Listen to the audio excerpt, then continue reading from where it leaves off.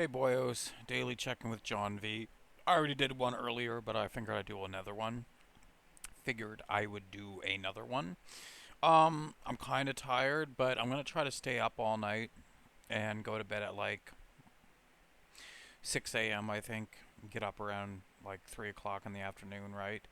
But when I go to bed at 6, I'm gonna try to get up at like 9 or 10 for a little while because there's some calls I have to make for appointments, right? But my sleeping habits are all fucked right up because I lay in bed at night waiting to go to sleep, and it got to the point where I was laying in bed awake till like 6 a.m. So I just gradually slept in longer and longer until the mid afternoon, so that's no good. We got to reset that, but I don't have much responsibility, so it don't matter how much I fucking sleep. But I prefer getting up relatively early, like 8 or 9 o'clock, going to bed around midnight, right? Something normal people would do. But yeah, I tried something new with my training tonight. I did strict pull-ups instead of sloppy chin-ups, right? And I was quite impressed. I was able to do 5 sets of 3, all strict, right? And just the last set, the third rep, didn't quite clear the bar, but that's fine. So I think over the next couple weeks, I can get up to doing maybe 6 strict ones on the first set, and that's a big step up from 6 sloppy chin ups to doing 6 strict pull ups, because pull ups are debatedly a little harder than chin ups, and strict instead of sloppy is good, right? So it's good to switch up the exercises once in a while just for exercises that are similar, right? Not like a big radical change. And like I was doing the underhanded bent rows, and they felt really good, right? You're apparently you can really load up the weight on those because you're using more bicep. Um, but I didn't make any progress on that over doing, you know, overhanded bent rows, but whatever. Just something new, right? And of course, the barbell curls, they stayed the same reps. It was somewhat easier though. Um, I gotta force myself to do more reps eventually, but I'm not putting a lot of pressure on myself to do lots and lots more than I'm doing now, right? Because losing 2 pounds a week, I don't expect to gain any realistic amount of strength. Like, I'm happy just maintaining the strength I have now, right? So, I'm not expecting to gain a mass amount of strength. But my hammer curl bar, it should be here like in the next 2 weeks.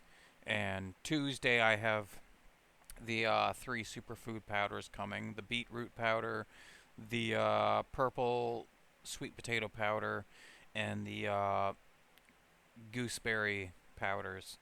And they're all three really good. What I'll take a scoop of each one of those and a scoop of my green superfood powder. So 4 scoops total, and put it in my shaker cup, fill the shaker cup with water, and drink that every morning. Or, first meal of the day, right? Not morning. But that will set me up, good start to my day, right? And it's, minor quantities of really good foods, which isn't going to hurt my health at all, right? Some people think that those superfood powders, it's such a minuscule amount of, like, food product that it's not going to really do anything. But, it's something, right? It's no worse than eating a handful of blueberries every day, right? It's like eating a handful of blueberries every day, I'm sure has some great health benefits. And the powdered superfood, it's more concentrated than a handful of blueberries, right? So there is some benefit, I think, to using superfood powders. And I got bros on there giving me shit saying, he's gonna get ripped just from fucking taking superfood powders. Blah blah blah. He won't take advice from anybody who knows what they're doing. Well, get over it, bro. It's not like the superfood powders are gonna make or break the diet. And just because I eat a meal of McDonald's doesn't mean the day was wasted, right? I'm still gonna eat within my calorie range, and it's not. Your diet doesn't have to be perfect as long as your macros are good. Even your macros don't have to be perfect. If you're an 175-pound man, like, you can get away with probably like 130 grams of protein a day. 130 grams. Like, it doesn't. You don't have to overload on protein if you're 175 pounds and get 250 grams of protein every day. What's the point? Like, there is, there's probably no additional benefit to overdosing on a certain nutrient, right? Like, even these superfood powders, I probably don't even need them. But, it's not going to hurt. At the worst fail case scenario is they're not going to hurt anything. And the best case scenario is I get some, amazing nutritional benefits and health benefits from them, right? So it's all upside potentially. Like, there's nothing to lose taking superfood powders. Like, it's literally just the cost, and I have some money, I can afford to buy them, right? I am putting forth, some effort into my diet to improve my health and keep my health decent, right? It's just the only thing I do that's really bad is smoking 2 packs of cigarettes a day, and that is pretty bad. But like the doctor, he recommended that I quit by 50 years old, so 10 years. Obviously, no doctor's going to say, yeah, smoking's fine, smoke whatever you want, whenever you want, as long as you want. He's not going to say that, but I presented it to my doctor in such a way. I was like, people like smoking. What's a reasonable age to quit by? What age is it that smoking will become a serious health risk factor? And he's like 50 years old. So, because 50, you're starting to get old, right? 40, I'm still relatively young. I'm in the early stages of middle age, right? Early. So, you know, obviously my health is going to be decent at 40 unless I have serious problems.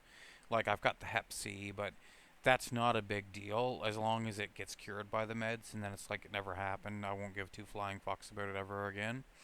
But if the meds don't cure it, that's something I'll deal with if that happens, right? Because then it's probably a serious concern.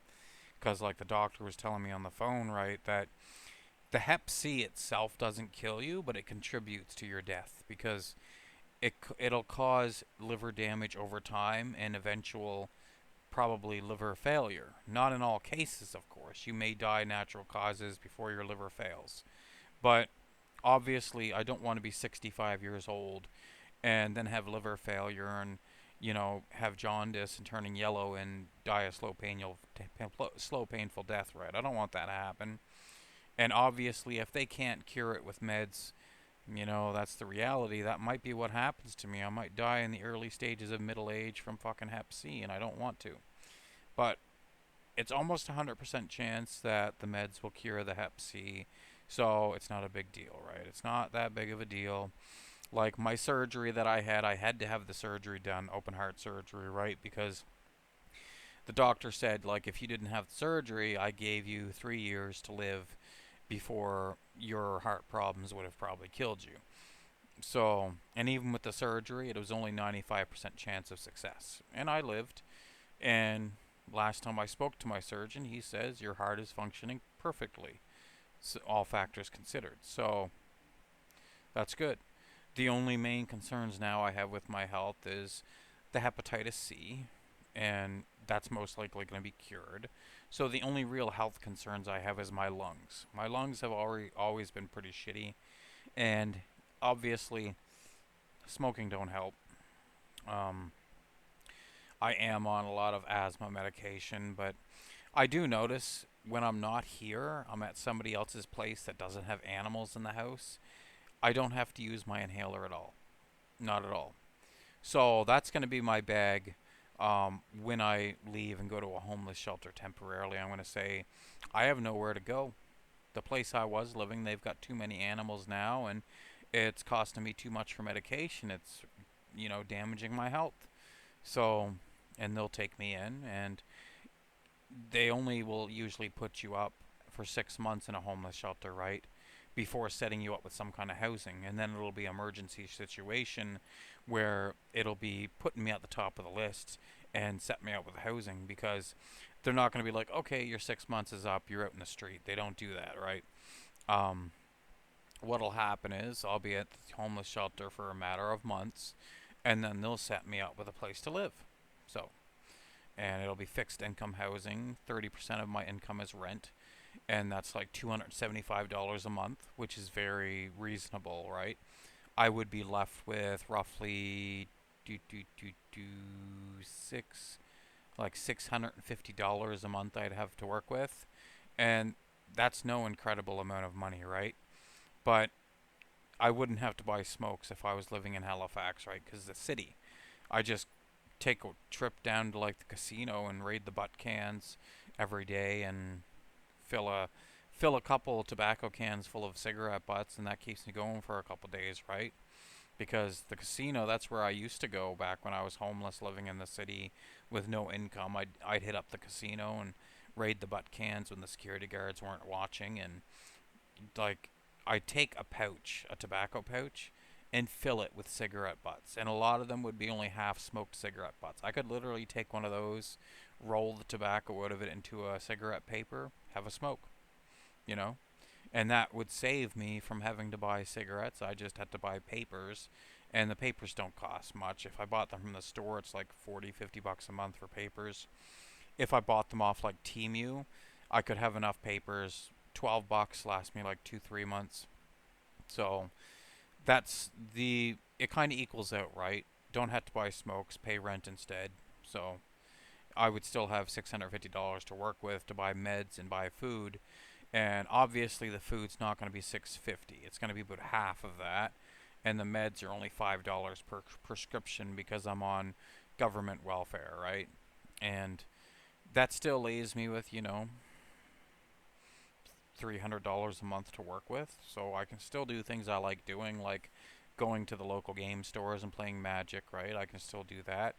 And there's a number of game stores in the city in Halifax, so I could likely play in a Magic draft twice a week, right? And that is a little bit of money because each time it's $36, but I'm I'm fairly confident I could find a way to scrape up additional funds if I'm living in the city. But I don't know if you can see the scar. You see the scar there from where I had open heart surgery? It looks so gross, don't it? That'll always be there, likely. But that was 3 years ago, and scar is still there. A reminder. Very thankful I didn't have complications or anything from the surgery. I healed perfectly. I can still weight train perfectly, and there's no issues. Give me a second.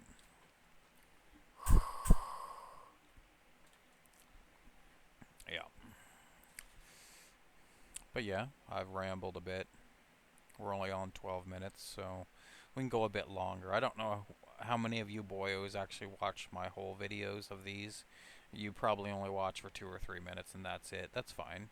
Um, I don't know who to give a shout out to, but Get Her Done, he's kind of flown the coop. Nobody knows what happened to him for the past couple days, right? Um, but apparently, somebody was saying he does that from time to time. He'll be gone for a matter of weeks or even months before coming back, so it's not a big deal, right? He'll be back. Because if he did get like perma banned, he would just make an account just to tell people, I'm just, you know, I got banned, right? So it's not a big deal. He'll be back. But I'm not sure what else to say. Yeah, I had my meal too. It was steak, potatoes, and squash and gravy. I don't know the total calories for that meal, so I just estimated it at 1,000. Um, there was probably margarine in it because my sister made the meal, so she probably put margarine in the squash when she made it. Um, I want to be safe and say it's 1,000. It might not have been. It might have been a little more even, but we'll say it's 1,000. I might eat a little bit more tonight, like something really small, like a chicken wiener or a handful of crackers, something really small, right? Because my total daily calories is kind of low, but I probably misestimated, and the meal was probably more like 1,200 calories or something. But oh well. But yeah, life's pretty good. I have no major complaints right now. I didn't go to arm wrestling practice because I had my pull session tonight, back and biceps, right? And I'd rather do my pull session than go to arm wrestling practice. But I told Buddy there, and he said that next week they're not having practice because there's a tournament in PEI that they're all going to, which is fine. I'll just not get practice in for 2 weeks. Right now, it's not a big deal, but when it gets closer to next summer, I want to be practicing as much as possible within reason, right? Once a week is good, and I don't want to miss any practice sessions, right? But at my weight and fitness level and skill level, it's not a big deal if I practice a lot right now, but getting closer to next summer, it will be. Um, but I'm getting a little tired of smoking. I think it's because I smoke so goddamn much, but to mix things up, I think what I'll do, I'll start rolling up some of my butts and smoking them. Gives me a different flavor. And I prefer rolled up butt smokes more than I prefer an actual one of these cheapo smokes. Butt smokes just hit different. There's no filter, right? So it's just pure nicotine going into your lungs, and I love that feeling. Tastes so much better, right? But I really got to get this beard trimmed sometime. I might do it tomorrow. I might pull an all nighter and you know make the calls I need to make. Hit up the hair salon and get the beard trimmed and get it just done. But the problem is with staying literally up all night and into the following day is I'm gonna have to do something with my training. Start training in the middle of the night or something like 2 or 3 o'clock in the morning because if I'm staying up till like lunchtime every day and then going to bed, I'm not going to be up in time for my normal training session time. So if I go to bed at like lunchtime, get up at 8 o'clock in the evening, there's no way I can train at 9. There's no way. It would take me a while to prepare, and I'd have to train at like 3 o'clock in the morning, right?